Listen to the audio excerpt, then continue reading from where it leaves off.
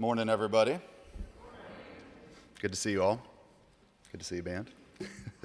My name's Jeremy Schock, and my wife, Jenna, and two kiddos, Lincoln and Scarlett, are members here at St. Paul's.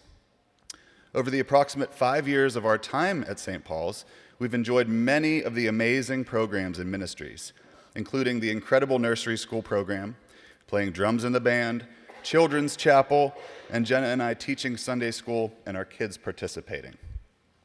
I know I left out lots of other great stuff too, but you all know the list goes on.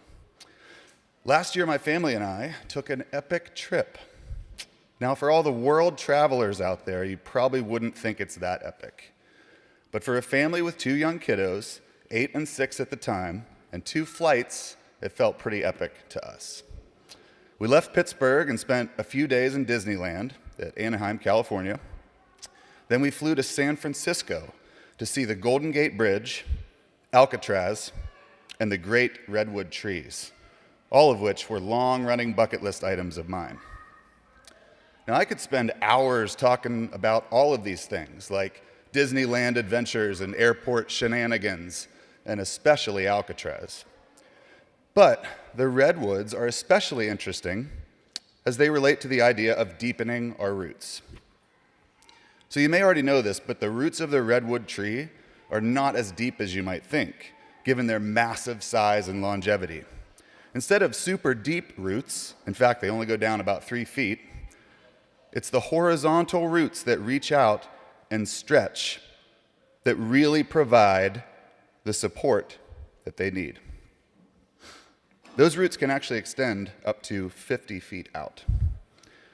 That concept makes me think of the experience my family and I have at St. Paul's. Now, you might be thinking, wouldn't you want to be deeply rooted in your church community? Yes, indeed. And I believe our roots are deep enough and thriving. And like the redwoods, our growth in faith and community is thriving here due to the community of people around us at St. Paul's, just like the outstretched roots of the redwoods. It's because of the outstretched and intertwined roots of the St. Paul's community, providing support and love with no exceptions, that my family and all of us here at St. Paul's are able to grow and thrive for generations. So here's just a few examples of the ways in which the roots of the St. Paul's community reached out for support for our family and others. So when our family experienced a pregnancy loss, St. Paul's wrapped their love around all of us. St. Paul's has been with us in prayer and support during health struggles with our parents. They support a community orchestrating meal trains for families as they're navigating a challenging situation. St. Paul's supported our own kids when they were navigating time away from us in preschool for the first time. They celebrate our birthdays and anniversaries each month and provide things like adult forums, youth programs, work for social justice, flower delivery, which might seem small, but they delivered flowers to our daughter when she broke her arm. So again, the list goes on.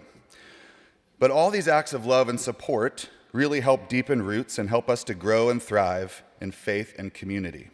And they act as an example for us to do the same out in our world outside of the physical church. So I encourage you all to think about how you can reach out and find ways to support or be supported by our thriving community here at St. Paul's.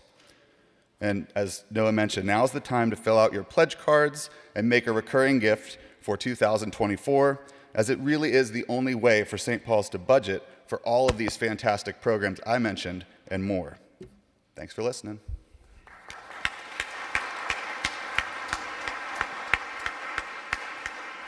Walk